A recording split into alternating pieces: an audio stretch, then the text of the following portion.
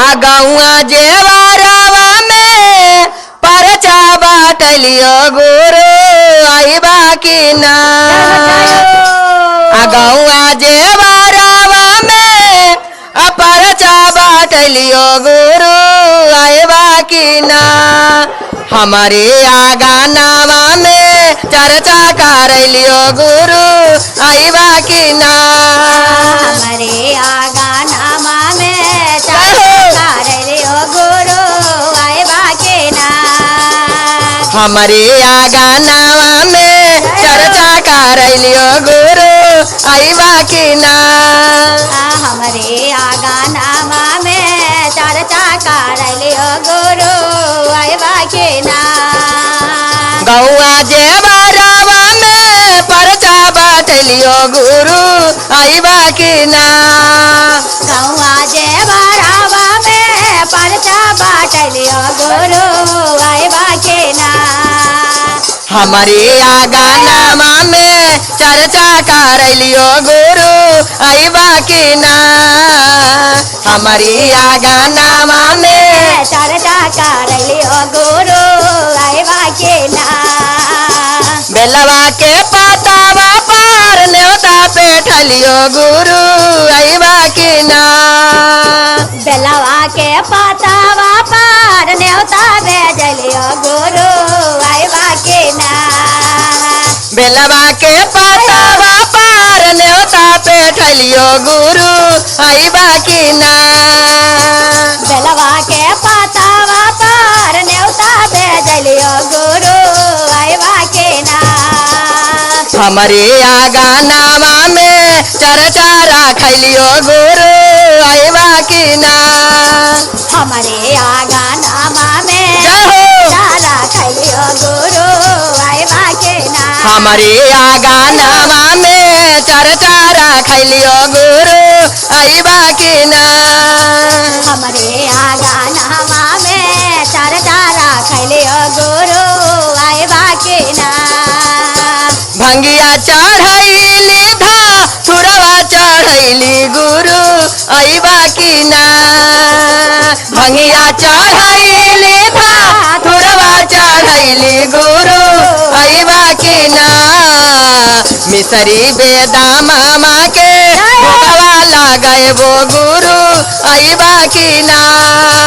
मिसरी बेदाम हमा के भगवा लगाइबो गुरु आइबा की ना। मिसरी बेदा मामा के भोगवा लगाएबो गुरु आइबा की ना। मिसरी बेदाम हमा जय हो। के भगवा लगाइबो गुरु आइबा की ना। गौआ जेवरवा में परचा बाटलियो गुरु आइबा की ना। गौआ जेवरवा में परचा बाटलियो गुरु आइबा की ना।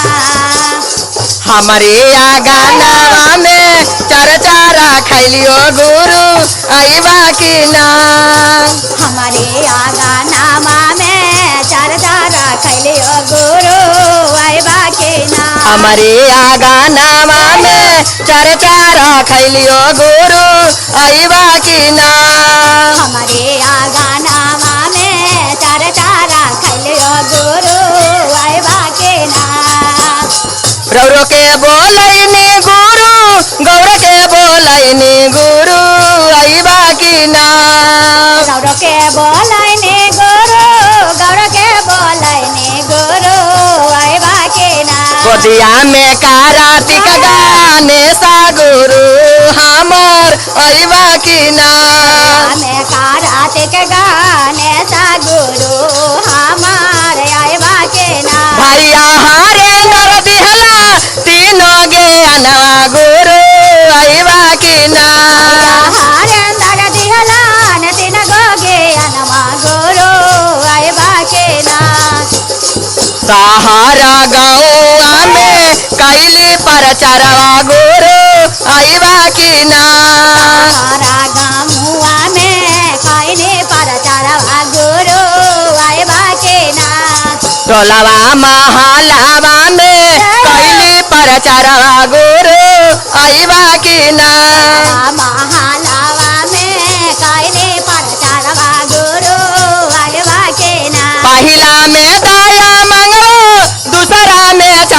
गुरु आईबा की ना। में गाया मंगवा दूसरा में चर्चा गुरु आईबा के ना। तीसरा में नमः शिवाय पर नमवाजी गुरु हमार आईबा की ना। में कारब पारा नमः शिव गुरु हमारे आईबा के ना। 16वां महलावा में परचा बाटलियो गुरु आईबा की ना। महालावा में परचा बाटलियो गुरु आईबा के ना। अपने आगानावा में चर्चा करलियो गुरु आईबा की ना।